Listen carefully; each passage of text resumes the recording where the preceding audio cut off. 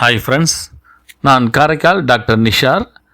நம்ம கலெக்ஷன் சேனலை சப்ஸ்கிரைப் பண்ணுங்கள், ஃப்ரெண்ட்ஸுக்கு ஷேர் பண்ணுங்கள், லைக் பண்ணுங்கள். இன்றைக்கி நம்ம பார்க்குறது ஒரு பிரபலமான பாடகியோடைய அஞ்சல் தலை நம்ம பார்க்குறோம். இந்தியா எம்எஸ் சுப்புலட்சுமி அவர்களை கௌரவிக்கும் வகையில் இந்த 5 ரூபாய் மதிப்பு கொண்ட இந்த அஞ்சல் தலையை 2016ஆம் ஆண்டு வெளியிட்டிருக்காங்க.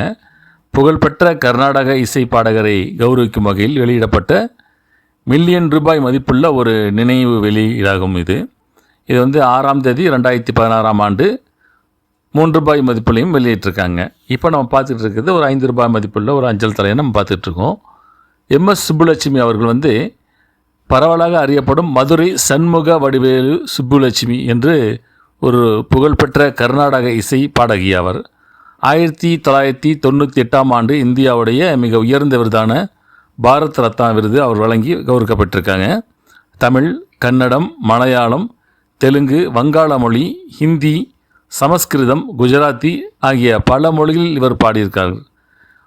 இவர் உலகின் பல நாடுகளுக்கு பண்பாட்டு தூதுவராகவும் சென்று பல நிகழ்ச்சிகளை நடத்தியிருக்காங்க. மேலும் ஐக்கிய நாடு அவையில் அரங்கேற்றத்தை நிகழ்த்திய முதல் இந்தியர் என்ற பெருமை இவர்களுக்கு உண்டு.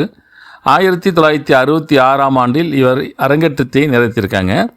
இவர் இசையரசி என்றும், இசை பேரரசி என்றும், இசை குயில் என்றும், இசை ராணி என்றும் அழைக்கப்பட்டிருக்காங்க.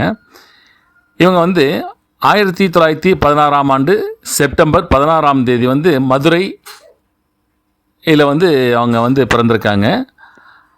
2004ஆம் ஆண்டு 11ஆம் தேதி டிசம்பர் மாதம் சென்னையில் அவங்க இறந்துருக்காங்க. அதை தான் நம்ம பார்த்துட்ருக்கோம். இவங்க இசைத்துறையில் 1930 முதல் 1997 வரை இவங்க இசைப்பணியில் வாழ்ந்துருக்காங்க. அதை தான் நம்ம பார்த்துட்ருக்கோம். இதனுடைய கருத்தை பற்றி நீங்கள் கமெண்ட்ஸில் பதிவு பண்ணுங்கள், ஃப்ரெண்ட்ஸுக்கு ஷேர் பண்ணுங்கள், லைக் பண்ணுங்கள்.